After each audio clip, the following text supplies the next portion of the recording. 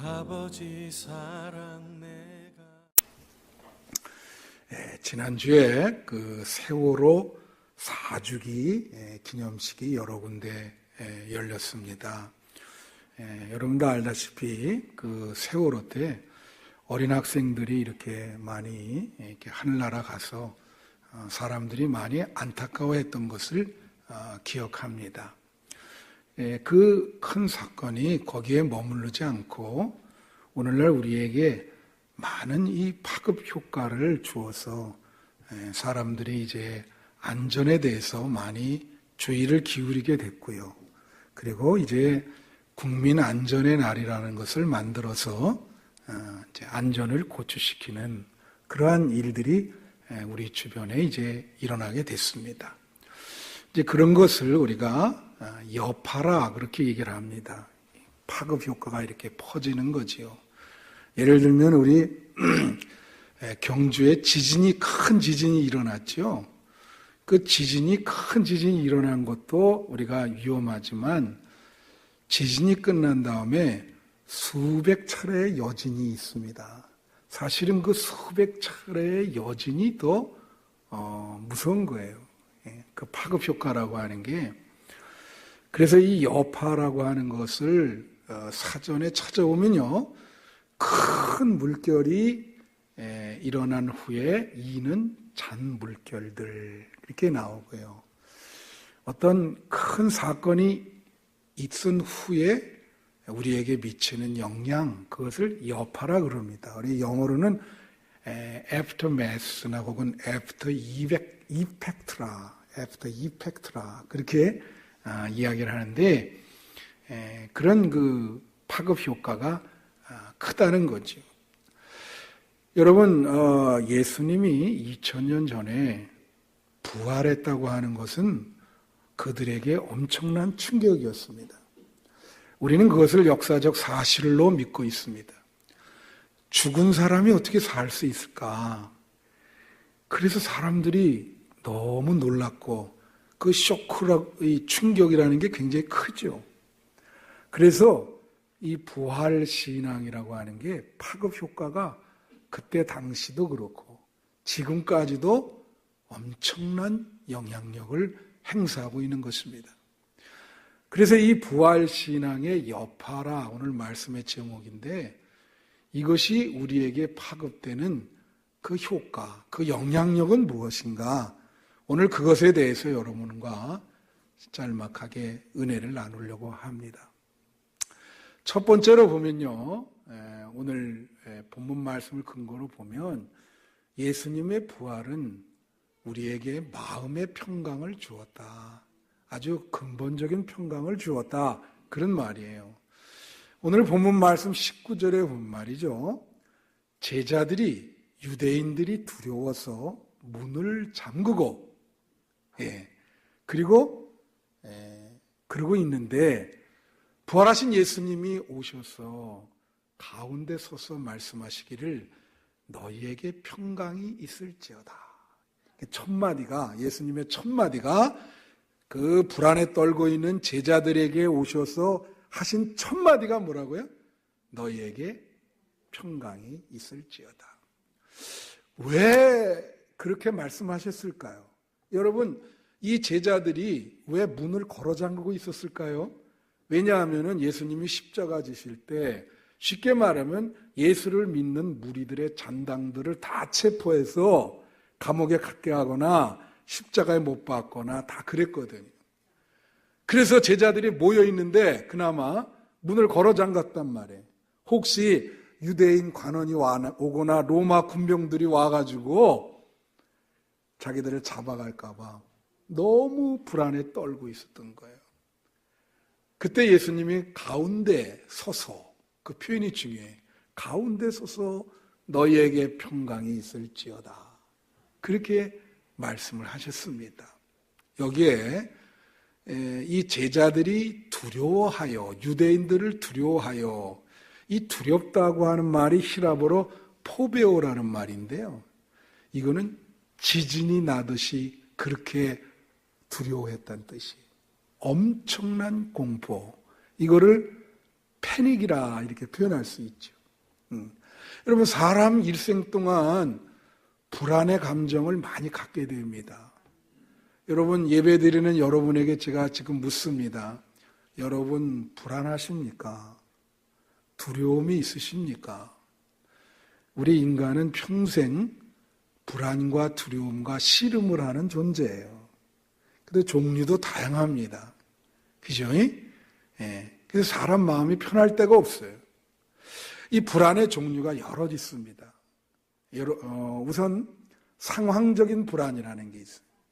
영어로는 우리가 situational anxiety다. 그렇게 얘기하는데 이 불안은 상황이, 내가 처한 상황이 우리에게 주는 불안이에요. 예를 들면 제가 요새 이렇게 여기 미세먼지가 바깥에 많잖아요. 거의 매일 미세먼지가 있다고 그럽니다. 저도 목을 많이 쓰기 때문에 목이 참 안 좋습니다. 막 기침하고 밖에 나가는 게 겁난다. 아유, 밖에 돌아다니는 게 이게 겁난다. 불안하죠. 그게 상황이 주는 불안이에요. 예? 우리 한국에서 살 때 이 공기 때문에 오는 불안, 그걸 상황적인 불안이라 그렇게 이야기를 합니다. 또 과제 불안이라는 게 있어요. 에이젠다 앵자이어티라 그러는데, 사람은요 무언가를 책임을 지게 됩니다. 뭐를 해야 돼요. 과제가 있어요. 항상 우리 일평생 동안 우리에게 과제가 주어집니다. 여러분도 직장에서 과제가 있죠. 그 과제를 해내야 돼요. 그 과제 때문에 불안감이 있어. 이걸 잘 해낼 수 있을까? 저에게는 어떤 불안이 있을까요? 저도 늘 설교를 해야 되잖아요. 그러니까 여러분은 목사님 설교를 어떻게 하실까? 맨날 그 모든 것을 이게 길거리 지나가면서도 늘 무슨 생각할까요? 설교할 생각하죠. 그 설교에 대한 어떤 불안, 과제에 대한 불안. 그래서 저는 여러분 어떨지 모르지만 꿈꾸면은요 계속 설교하는 꿈 꿔요. 그리고 준비가 안 돼서 막 설교를 어떻게 해서 올라가나 이런 꿈. 그게 과제 불안이요. 여러분에게도 과제 불안이 있을 겁니다. 또 어떤 불안이 있냐면은 신경증적 불안이라는 게 있어요. 뉴로틱 앵자이어티다. 이건 뭐냐면 병이에요, 이 사람은. 정상적인 노멀 앵자이티가 아니고, 이건 뭐냐면은 불안해할 이유가 없어요. 근데 너무 예민해, 성격이. 신경이 예민해. 전혀 불안해할 필요가 없는데 불안해요. 그거를 신경증적 불안이라. 그렇게 얘기하네요. 만약에 이게 심해지면 치료를 받아야지. 어떤 분들은 히스테리라 이렇게 표현하기도 합니다.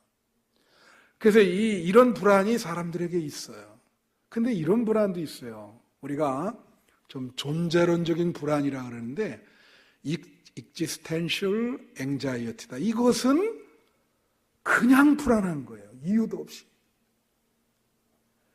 이 존재하고 있는 이 자체가 불안해요.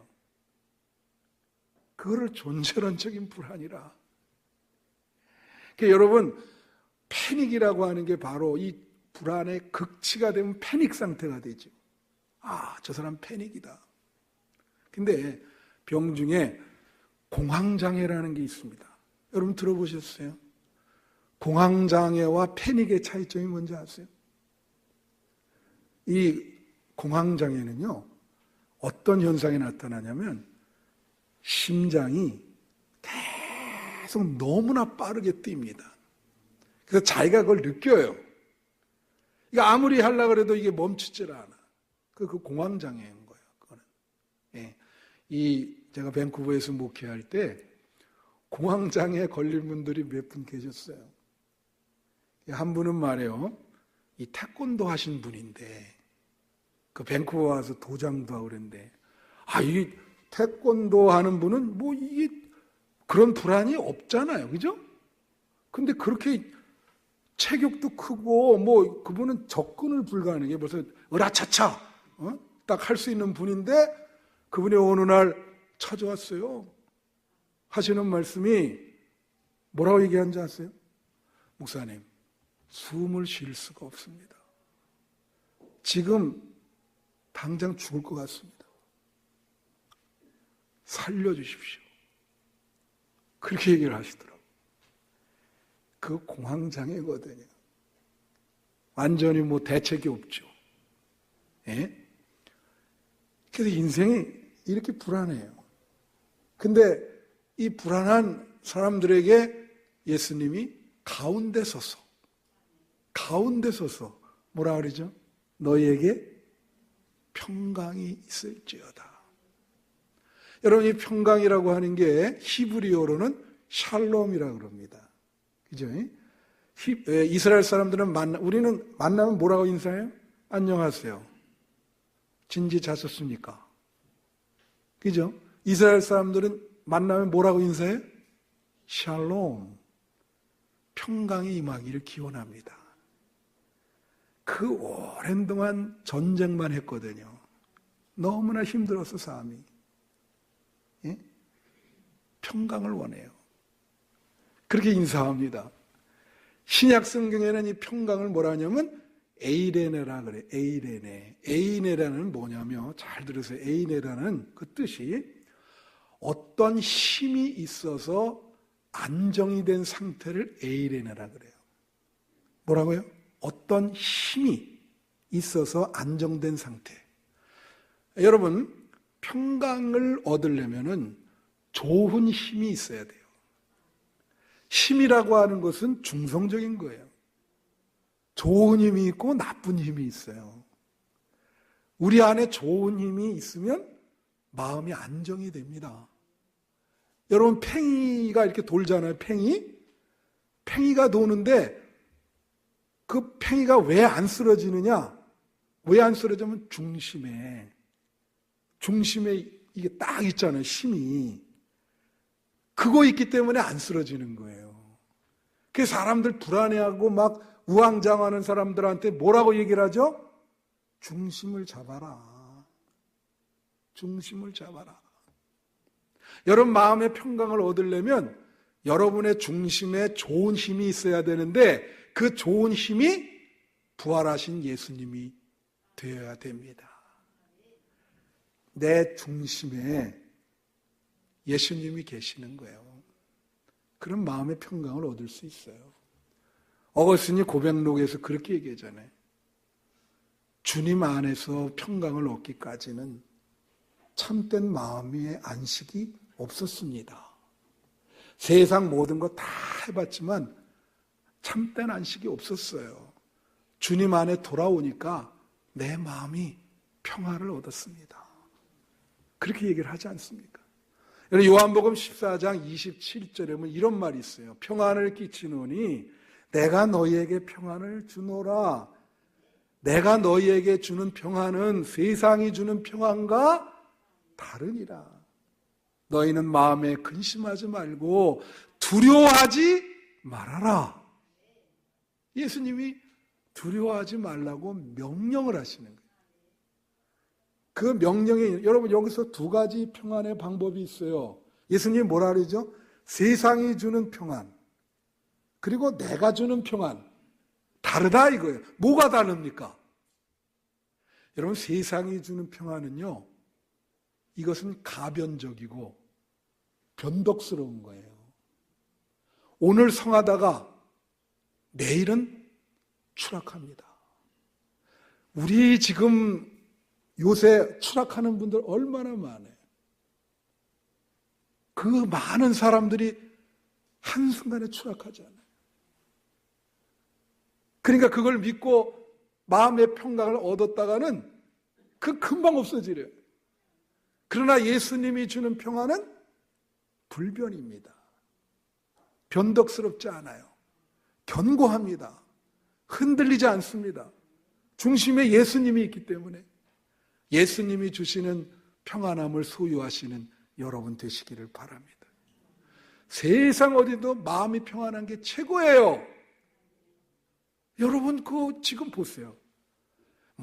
돈 많은 사람, 얼마나 지금 괴로운 삶을 삽니까? 그죠? 잠언 말씀에도 그렇잖아요. 육선이 가득하고 서로 싸우는 것보다 마른 떡 한 조각만 놓고도 서로 화목한 것이 나으니라. 그 아담이 파라다이스 에덴 동산에서 범죄를 하잖아요. 그렇게 살기 좋은 데서 마음이 불안해요. 그렇지만은 예수님을 마음에 모신 사람은 어떠한 상황에서도 마음의 평강을 얻을 줄로 믿습니다. 여러분이 그렇게 되기를 축원합니다. 두 번째는 부활한 예수님을 만나고 예수님이 부활에 우리에게 주는 파급 효과는 우리에게 기쁨을 준다는 거예요. 다 같이 기쁨. 여러분이 기쁨이라는 단어를 언제 들어보셨어요? 여러분 지금 삶이 즐겁습니까? 기쁘세요? 예. 참 이거 기뻐하는 거 어려워요. 우리 삶이 너무 힘드니까. 그죠? 오늘 말씀의 20절에 오면은 예수님께서 부활하신 제자들에게 그 손과 옆구리의 상처를 보여줍니다. 제자들이 그것을 보고 뭐라고 나오죠? 기뻐하니라. 이것도 원문에 보면은 굉장히 기뻐하다는 뜻이에요. 부활하신 예수님을 보는 그 자체가 기뻤어요. 예수님 그 보는 것만으로도 이 사람들은 너무 기쁜 거예요. 예? 이것은 어떤 상황이 주는 기쁨이 아니죠. 여러분 로마서 8장 16절에 보면 이런 말이 있습니다. 성령께서 우리의 영과 더불어 우리가 하나님의 자녀임을 증언하노라. 잘 들으세요. 이게 무슨 말이냐면은 우리 인간에게도 영혼 육이 있습니다. 이 영이라고 하는 것은 아주 우리 마음속 깊은 곳에 있고 이것은 창조될 때 하나님께 경배하는 부분이 영이에요. 우리 안에 있어요. 근데 이 영과 성령은 바깥에 있는데 이 성령이 우리 안에 들어와서 그 성령과 우리의 영과 연합을 해요. 연합을 해서 우리가 하나님의 자녀인 것을 증언한다. 그랬을 때 우리 요한 웨슬레, 감리교를 창시한 요한 웨슬레는 뭐라고 얘기를 했냐면 이렇게 얘기했어요. 그렇게 성령이 증언할 때 우리에게는 중요한 두 가지가 생긴다 그랬어. 하나는 확신. 내가 이제 천국 갈 수 있다. 하나님의 자녀라는 확신. 또 하나는 기쁨이 생긴다 그랬어요. 기쁨. 신앙이 주는 기쁨이요. 그 살아계신 하나님에 대해서 그 존재를 확신하니까 거기를 바탕으로 해서 기쁨이 생기는 거예요. 예? 그래서 여러분 이 태고 이래로 예수님을 만나거나 하나님을 만난 사람들이 기록된 글들이 있습니다. 그 기록된 글들을 이렇게 보면은 대부분 기쁨이에요. 너무 기뻤다. 파스칼이라는 사람, 유명한 사람, 언제 한번 말씀드렸지만 그가 예수님을 만나고 너무 기뻐가지고 그걸 이 양피지 같은 글에다가 써가지고 거기 보면 아브라함의 하나님, 이삭의 하나님, 야곱의 하나님 그 하나님을 만났는데 거기다가 기쁨 그렇게 써가지고는 그걸 접어서 자기 여기 윗호주머니에 그렇게 넣고 다니면서 어려울 때마다 그걸 꺼내보는 거예요. 내가 이렇게 예수님 만났지. 여러분에게 그런 신앙이 주는 기쁨이 있어요? 이건 세상에 주는 기쁨과 다른 거죠. 정말로. 이런 얘기가 있습니다. 여러분 마더 테레사라고 아시죠? 인도 캘카타에서 빈민들을 위해서 일평생 바친 분인데 이분이 일할 일꾼들이 많이 필요했어요. 많은 수녀 아니면 평신도들이 거기서 일하겠다고 지원을 한 거예요. 예? 그럼 이분은 딱 세 가지만 물었다 그래요. 세 가지. 세 가지만 묻고 거기에 대해서 답을 짧게 잘 대답하면 일꾼으로 썼고, 만약에 대답 잘 못하면 그냥 NO. 당신은 여기서 일하다가는 큰일 납니다. 뭘 물었는지 아세요? 첫 번째 질문. 테레사가 한 첫 번째 질문. 이겁니다. 잘 먹습니까? 여러분 잘 먹어요? 잘 먹어야 일도 하죠. 여러분 마음에 스트레스가 많단 말이에요. 이게 현대의 표가 스트레스예요. 그죠? 사람들 다 스트레스. 여러분 얼굴도 지금 스트레스가 많아 보여요. 스트레스가 많고 그러면 제일 먼저 어디로 오죠? 밥을 먹을 수 있어요? 없어요? 못 먹죠. 이 사람 밥을 못 먹어요. 그러니까 어느 상황에서든지 이 선교사도 그게 중요하거든. 어디를 가나 잘 먹는다. 잘 먹는 사람은 마음이 평화로운 사람이에요. 건강한 사람이에요. 예? 잘 못 먹으면 문제가 있는 거예요. 잘 먹습니까? 예. 그 다음에 두 번째 물은 게 뭔지 아세요? 잘 잡니까? 이것도 또 중요하지. 여러분, 마음의 평화가 없으면 잠이 잘 와요? 제가 아는 우리 어젯밤에 잘 주무셨습니까? 여호와께서 사랑하는 자에게 잠을 주신다 그랬어요. 그 말이 무슨 뜻이냐면 마음의 평화를 준다는 얘기예요. 기쁨을 준다는 얘기예요. 그래야 잠을 잘 자요. 대부분 사람들이 잠을 못 잡니다. 고민이 많고 스트레스도 많고 잠 한 번 드는데 참 뒤척이면서 힘들어요. 어떤 분은 밴쿠버에서 날밤 새는 사람 봤어. 그래서 내가 그랬어요. 아니 매일 날밤 새고 어떻게 살아요? 어떻게 삽니까? 예. 세 번째 질문이 뭐냐? 잘 웃습니까? 여러분 잘 웃습니까?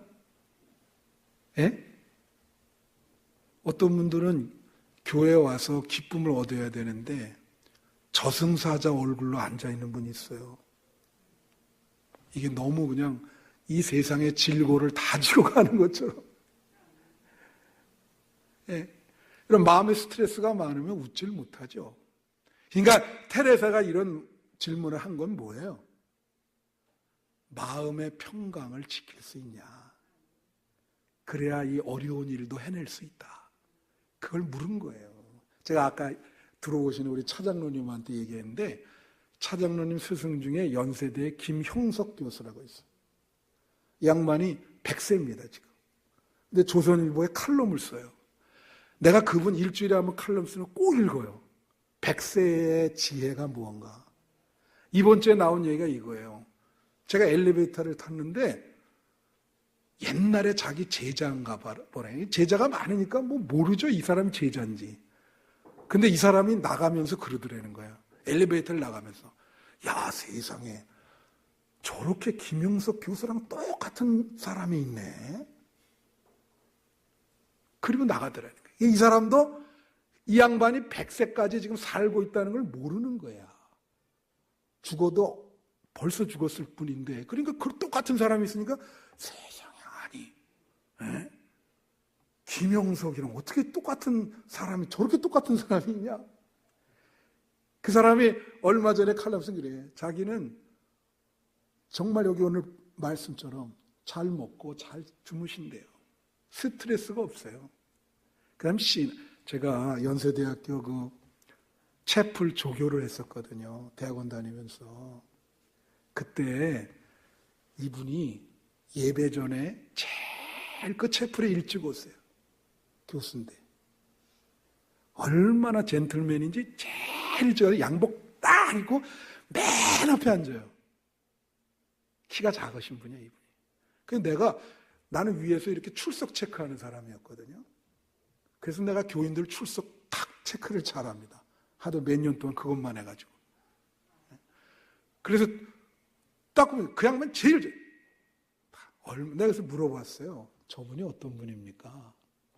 야, 대답해 주는데 그 얘기를 들어보면 그 양반이 100세를 살 수 있는 분이에요. 자기 그 어떤 인격대로 가는 거 아니겠습니까, 그게. 신앙심이 보통 신앙심이 아니에요. 그래서 우리가 주 안에서 기쁨이 있어야 되겠다. 여러분, 한빛교회 여기 성전뜰을 밟을 때마다 즐겁고 기쁜 마음이 드시기를 축원합니다. 교회가 기쁨의 곳이 돼야죠, 여기가. 이게 어떻게 보면 예배라고 하는 게 축제거든요. 천국에 발을 들여놓는 축제예요. 그래서 세상에 막 무거운 짐, 막 어려운 일이 있어도 이 자리에 왔을 때는 예수님 만나서 그것이 다 잊어먹고 우리 마음이 치료되고 천국의 기쁨이 이 안에 충만해야 돼요. 믿습니까? 부활하신 예수님을 만나서 여러분이 그렇게 되기를 축원합니다. 마지막 세 번째, 부활하신 예수님은 우리에게 용기를 주신다. 다 같이 용기. 여러분, 이 세상이 얼마나 험악하고 힘들어요. 예? 제가 하나 물어볼게요. 여러분 잘 해낼 수 있겠습니까? 여러분이 맡고 있는 거 잘 해낼 수 있어요? 지금 어려운 상황 속에 있는데 이것을 잘 극복할 수 있어요? 여러분 힘으로 잘 해낼 수 있습니까? 제가 용기가 별로 없어요, 저도. 굉장히 내성적인 사람이었고요. 부끄러움을 많이 탔어요.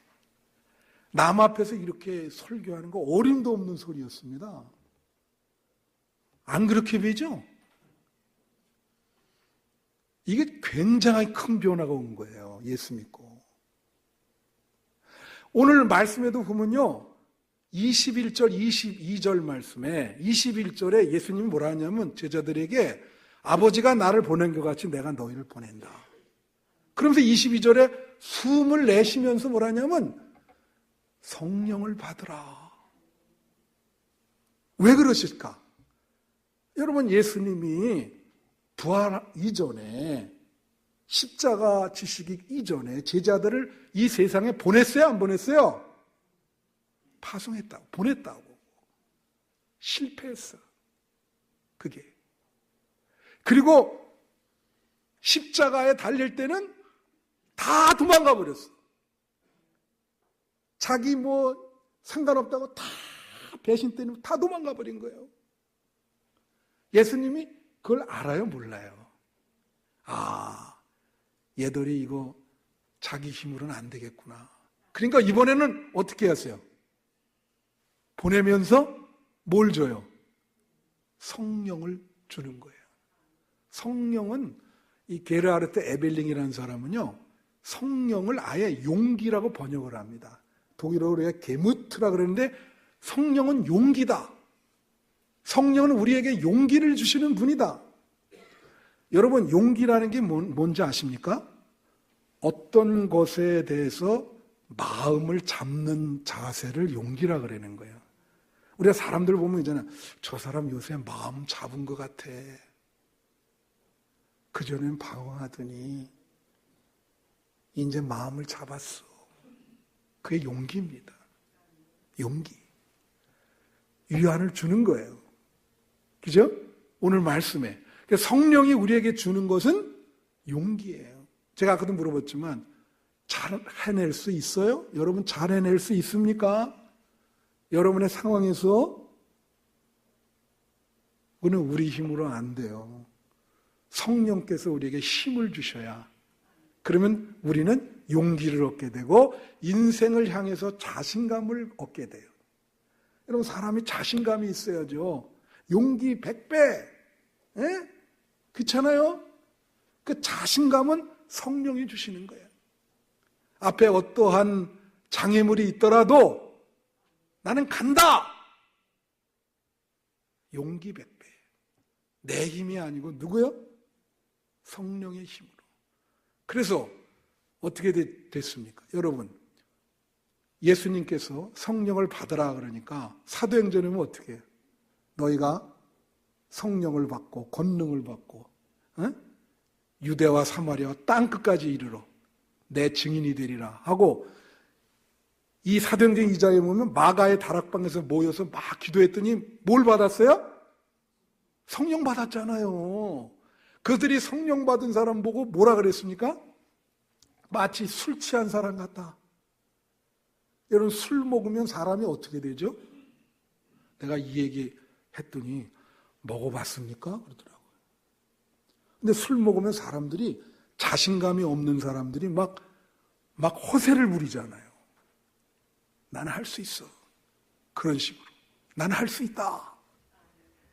성령이 주시는 거예요, 그게. 용기와 자신감. 그 다음 어떻게 해요? 사도행전 3장에 보니까 베드로가 안전뱅이를 성령의 힘으로 일으키죠. 성령의 힘으로 설교할 때 3,000명, 5,000명이 회개합니다. 6장에 보니까 성령과 지혜가 충만한 7 집사를 택해서 그들로 하여금 교회 일을 보게 하고, 그 중에 하나인 스테반이 성령이 충만하여 하늘나라의 복음을 전하면서 순교합니다. 순교할 수 없는데 성령의 힘을 의지해서 순교해요. 7, 8장에 보면은 빌립이라는 사람이 사마리아 성에 가서 복음을 전하는데 성령이 충만하여 사마리아 온 성이 성령이 가득하더라. 그래 나와 있어요. 성령께서 아나니아에게 얘기를 해서 눈이 먼 이 바울을 잘 돌보고 성령 충만을 받게 하라. 다 성령이요. 베드로에게 성령께서 환상을 보여줘서 고넬료에게 예수를 믿게 하라. 사도행전 13장에 보면은 안디옥 교회에서 성령이 충만하여 바울과 바나바를 성령으로 안수하여 복음을 전하도록 보낸다. 다 성령 얘기예요. 여러분, 사도행전에서 성령 빼면은 남는 게 없어요. 부활하신 예수님께서 성령을 받으라. 완전히 목숨 걸고, 성령 행전. 그래서 복음을 땅까지 증거한 거예요. 여러분, 우리 성령 받아야 용기가 생깁니다. 인생을 자신감 있게 살 수 있어요. 말씀 마치면 여러분 에스겔 37장에 보면 에스겔이 이렇게 산골짜기의 환상을 보니까 거기에 다 해골들이 있어요. 마른 뼈들이 그냥 쫙 있는데 너무나 흉측해요.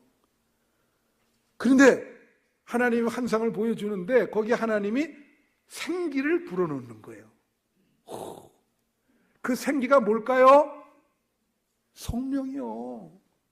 그걸 불어넣으니까 이 뼈마디, 이 마른 뼈들이 막 우두둑 하면서 다 결합이 되고 뭐가 돼요?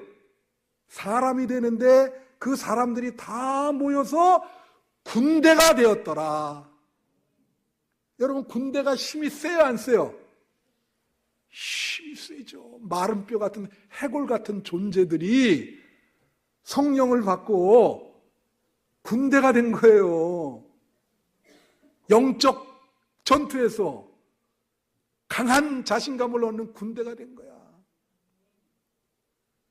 여러분, 지금 제가 여러분을 바라보고 있습니다. 예배드리는 여러분들의 모습이 마른 뼈입니까?